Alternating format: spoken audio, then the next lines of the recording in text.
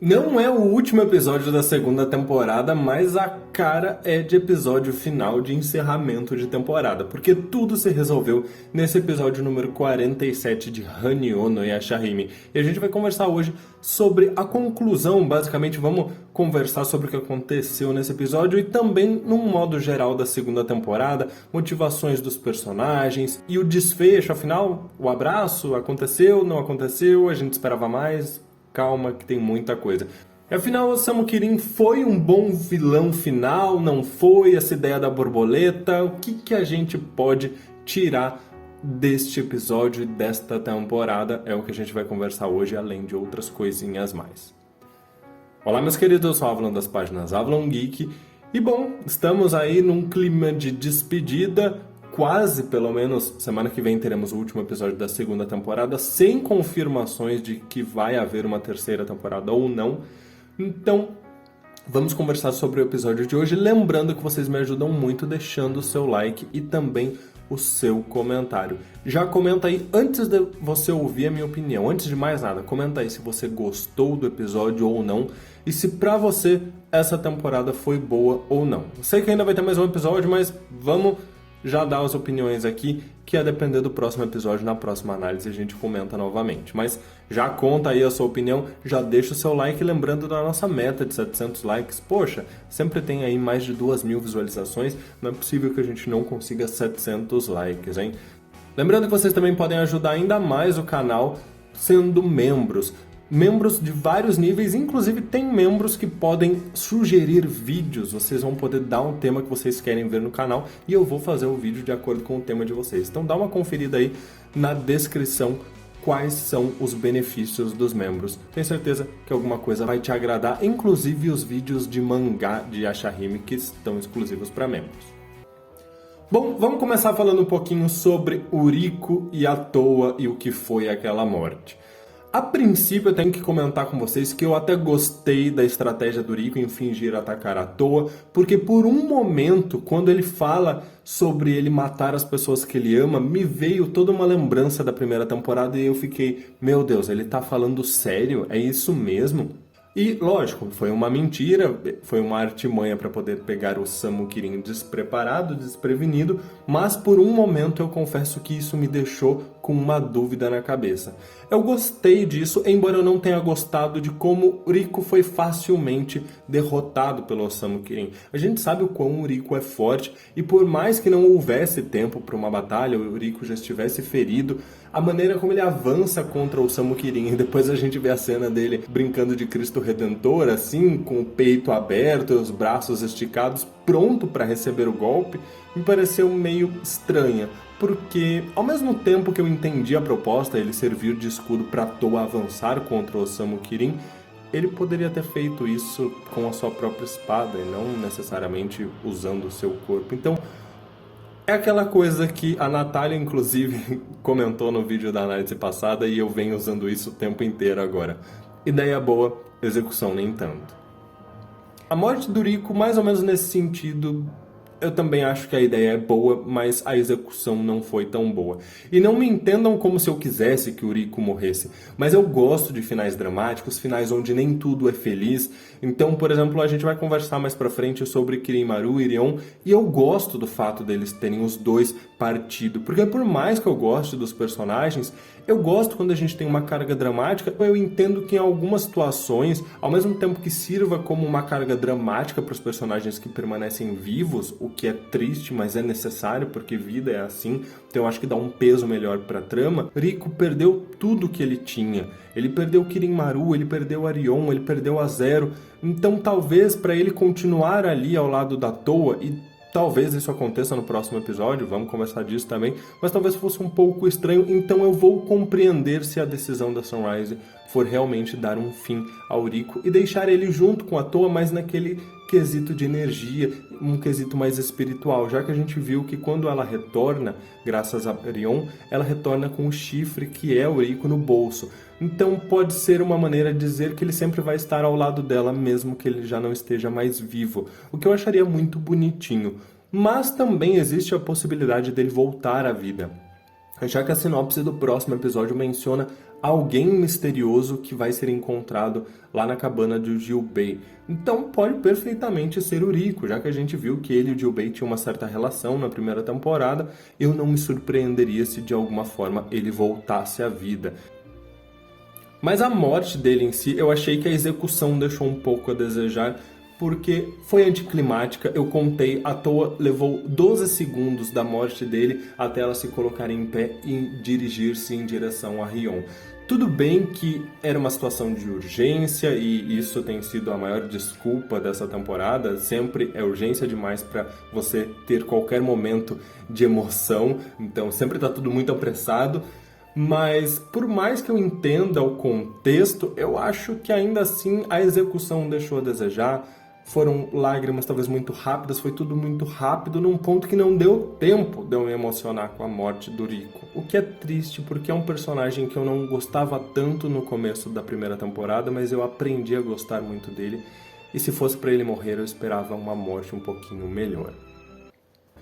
Eu vou fazer um comentário super aleatório aqui, mas eu não gostei da ideia desses fios do destino da Rion e como todo mundo agora consegue cortar esses fios, por mais que acerto quem fale qual fio que tem que ser cortado. Enfim, não gostei, principalmente porque pareciam luzes de balada. Conforme eles se mexiam assim, eu me sentia como se eles estivessem numa verdadeira balada, tudo colorido, umas luzes assim de neon andando de um lado para o outro. Faltou só um tuts-tuts ali. Talvez eu faça isso na edição. Eu gostei muito de descobrir os verdadeiros sentimentos da Rion. Ela se importava com seu pai, mas após a derrota dele para Ino no Taisho, ela decidiu não mais sorrir, porque ele se reerguia pelo sorriso dela. Então, para não incentivar o seu pai a continuar lutando e a se colocar em situações de risco, já que ela entendia que ela não podia protegê-lo, ela não tinha como ajudá-lo, ela acabava não esboçando felicidade ao vê-lo ganhando outras batalhas.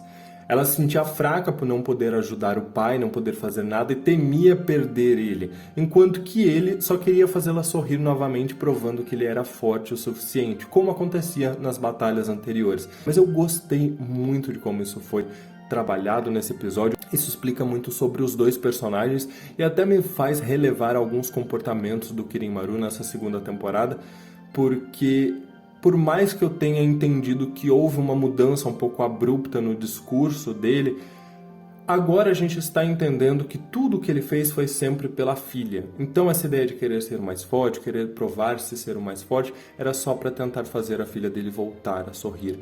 E provavelmente ele deu essa degringolada, ele surtou num determinado ponto da segunda temporada, porque ele viu que a filha dele simplesmente saiu do Monte Musubi, deu as costas para ele e se colocou em rumo à destruição dele. Ela estava determinada a fazer com que ele fosse detido. Então, para ele, deve ter sido muito frustrante tudo isso. Eu acho que a construção do Kirin-Maru poderia ter sido menos confusa, eles poderiam ter deixado isso claro desde o início, porque olhando o Kirin-Maru da segunda temporada e da primeira temporada, eu tenho uma ideia de que eles não tinham tudo isso planejado desde o início, porque os objetivos claramente mudaram. O objetivo de Kirin-Maru na primeira temporada não parecia ser o que se mostrou, principalmente na segunda metade da segunda temporada, com querer se tornar mais forte, destruindo o cometa. Ideias que parecem não muito inteligentes, que também não condiz com o personagem que eu conheci na primeira temporada, e a gente já discutiu muito sobre isso, não quero ser repetitivo, mas no final das contas eu achei que eles deram uma conclusão boa, tanto para ele quanto para Rion. Foi muito bonitinho ver a conclusão dos dois, foi bonitinho também ver a presença da Rin e entender que ela estava ali para mostrar para o Kirin-Maru que aqueles que amam ele e o Sesshomaru, no caso, mostrar que as pessoas, por mais indefesas que sejam, mas que amam esses yokais poderosos, eles se preocupam com eles e temem por eles. Foi aí que Kirin-Maru entendeu que a sua filha estava preocupada com ele, por isso que ela não sorria. Então Kirin-Maru agindo como humano foi bonito de ver, principalmente bonito ver como o Sesshomaru tentou mostrar isso para o Kirin-Maru, como ele reconheceu o Kirin-Maru como um adversário, mas que ele apenas estava perdido nos seus sentimentos humanos e que ele não era alguém desprezível, tanto que no final das contas ele disse que Kirin-Maru estaria digno para continuar a batalha quando ele diz que iria lutar por seus instintos. E instintos aqui eu acho que é no contexto de que são dois Daiyokais poderosos, lutando por território, lutando por poder. Inclusive o Sesshomaru, naquela cena que ele grita para devolver o ataque do Kirin-Maru, cara, foi de arrepiar. Foram poucos momentos de Sesshomaru esboçando tamanha emoção que a gente já viu em toda a animação, e eu achei muito legal isso. Pra mim, mostrou que o Sesshomaru respeita o Kirin-Maru, ele compreendeu, e eu acho que mais importante, mostra pra gente que por mais que Sesshomaru possa parecer frio, por mais que ele evite esboçar emoções, ele compreende muito dessas emoções. Então, ele entende muito do que é ser um humano. O momento, inclusive, que Arion impunha a Zanseiken para derrotar a energia do Osamu Kirin, disfarçado de Sakasa, também foi muito importante, ao meu ver, pois ela resolveu o peso que ela tinha no coração por se sentir um fardo para o seu pai, ao mesmo tempo que eu entendo que pôde mostrar para ele que ela pode ser forte como ele. Então ele não precisa protegê-la tanto e não precisa sentir que ele falhou em não conseguir protegê-la, porque ela poderia ter se protegido sozinha. Então acho que foi um desfecho bom. O fim do Kirin-Maru e da Arion foi belo. Eu não entendi, também não vou tentar entender o que aconteceu ali com a Toa quando ela volta de brilhos, de purpurina. Eu achei um pouquinho desnecessário ela perder o Kon, porque por mais que ok, a gente sabia que tinha esse risco, ela já tinha conseguido se recuperar antes. Então aqui eu achei que foi um drama que, ao mesmo tempo, ele foi tão pouco explorado, porque durou tão pouco, que ele serviu só para dar um corpo para que Arion pudesse tocar o seu pai, para que ela pudesse abraçar o seu pai. No final das contas, Kirin-Maru até conseguiu o que ele queria, né? Era um corpo da Toa para sua filha. As espadas Anseiken e Bakuseiken se unindo, assumindo uma outra forma feia para danar, e indo embora junto com o espírito do Darion, enfim, tudo isso é o que eu falo que eu não vou tentar entender, porque infelizmente eu acho que a gente não vai ter uma explicação, o que me deixa um pouquinho decepcionado por pensar que existem muitas boas ideias em Hanyo no Yashahime, mas que acabam não sendo exploradas ou são exploradas de uma maneira muito rasa.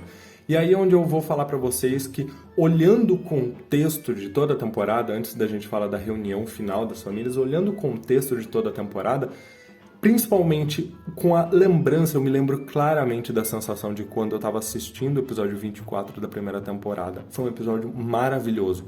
E a gente acabou com a notícia de que teria uma segunda temporada. Eu me lembro daquela emoção em saber que haveria mais uma temporada, em tentar ver tudo aquilo. Se eu faço uma tentativa de voltar no tempo e pensar o que eu senti naquela época, eu senti que a gente tinha tanto potencial com o Kirin-Maru, com a Zero, quando eles contaram pra gente que haveria uma filha do Kirin-Maru e que ela ia ser a chave pra gente entender as motivações dele. Sabe, foram tantas coisas que eles anunciaram pra gente que iria acontecer nessa segunda temporada, tinham tantos ganchos em aberto, a gente entendeu o que era o Moinho do Tempo, ainda tinha a questão do cometa, tinham tantas coisas boas que hoje, olhando esse episódio e vendo como elas foram desenvolvidas, eu me sinto um pouco triste. Então, no final das contas, por mais que eu tenha gostado desse episódio, esse episódio ele me traz uma carga muito amarga de perceber que não foi como eu gostaria e ainda pior, porque as coisas não teriam que acontecer necessariamente como eu gostaria, mas eu sinto que não foi como poderia ter sido pelo potencial. Eu quero saber se vocês concordam com isso ou não, se vocês acham que Yashahime nessa segunda temporada desperdiçou um potencial muito grande que tinha. Eu infelizmente tenho essa sensação e é isso que me deixa um gostinho amargo desse episódio. Por mais que eu tenha gostado do episódio no modo geral, eu vejo esse final de segunda temporada, por mais que ainda tenha um episódio, com uma sensação de que, ok, poderia ser melhor. Infelizmente. O episódio sozinho não é ruim, porém, como fim de temporada praticamente, já que ele resolveu praticamente tudo que a gente tinha em aberto, e o que não resolveu, pelo visto, parece que vai ficar em aberto mesmo, e a gente que lute pra entender. Nesse ponto, como fim de temporada, sim, ele é ruim. Então, o que eu quero dizer é que o episódio foi divertido até, foi triste onde precisou, não é perfeito, apontei vários defeitos aqui nesse vídeo, mas no modo geral ele fica pior quando a gente analisa que as batalhas, os arcos se encerraram e é isso. Esse é o fim do arco de Kirin-Maru, de Rion, de Rico e de todos os personagens, e agora provavelmente a gente vai ter um episódio só das famílias juntas. E é isso. No final das contas, a borboleta não serviu pra nada, a gente não entendeu nada dessa borboleta. Ela literalmente esteve ali só pra, sabe, desvirtuar um pouco, digamos, a trama, para ser uma tentativa de plot twist, fazendo a Rion ser a vilã final, ao mesmo tempo que eu entendo que o grande vilão final, responsável por tudo, acabou sendo Osamu Kirin. E no final das contas, eu entendo que Osamu Kirin poderia ser um ótimo vilão final. Ele poderia, por estar próximo da Toa, por ter sido professor bonzinho, carismático, e de repente trair Kirin-Maru, trair as meninas e persuadir a todos. Eu acho que ele teria esse potencial, mas a execução dele não foi boa.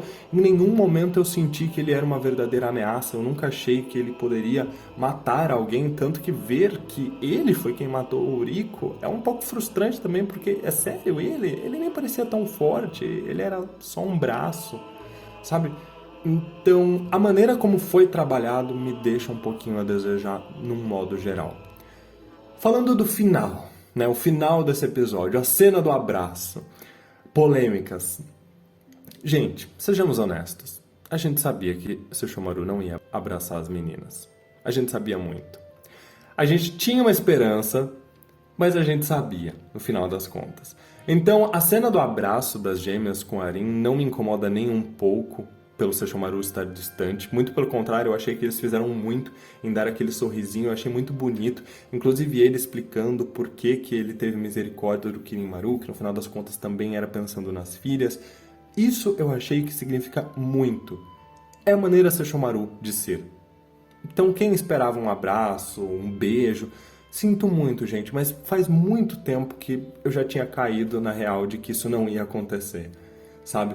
Então, eu não achei ruim, eu também não achei nenhum problema ter sido uma cena em meio aos créditos com a música de encerramento, porque a gente teve isso na primeira temporada, e eu acho até que a música ajuda a entrar no clima. Eu acho que a cena ficou muito mais emotiva pra mim por conta da música, então eu não reclamo de maneira nenhuma, porque eu realmente gostei dessa cena. Gostei da cena de ver a Moroha com os pais, ver Miroki e Sango com os filhos, com o Kohako. Foi tudo muito bonitinho nesse momento. A Moroha toda feliz que finalmente vai poder viver com os pais. Então eu gostei dessa cena. Eu acho que até poderia ter sido um episódio final. O que me leva a crer que ou a gente vai ter o Rico voltando no próximo episódio para dar um final feliz pra Toa, ou então realmente vai ser um gancho pra terceira temporada. Mas honestamente, minhas expectativas estão muito baixas para uma terceira temporada. De repente, a gente pode ter algo no último episódio, mas eu realmente não espero uma terceira temporada. Se vier e for boa, eu vou ficar muito feliz, mas se não, eu me dou por satisfeito por aqui. Não quero parecer ingrato, mas considerando o potencial que eu sinto que foi desperdiçado, eu prefiro deixar a minha imaginação fluir, pensando em quais possam ser as próximas aventuras das meninas com as suas famílias. Meus queridos, eu quero saber a opinião de vocês, não esqueçam de comentar e tudo. Compartilhem também para ajudar o canal, quero agradecer os membros desse canal que me ajudam muito. Cogite se tornar membro, sério, de repente você pode gostar dos benefícios, o mangá de Ashahime, você pode ter acesso ao Telegram para a gente conversar mais diretamente, entre outras coisinhas. Muito obrigado por tudo, um grande abraço e até mais!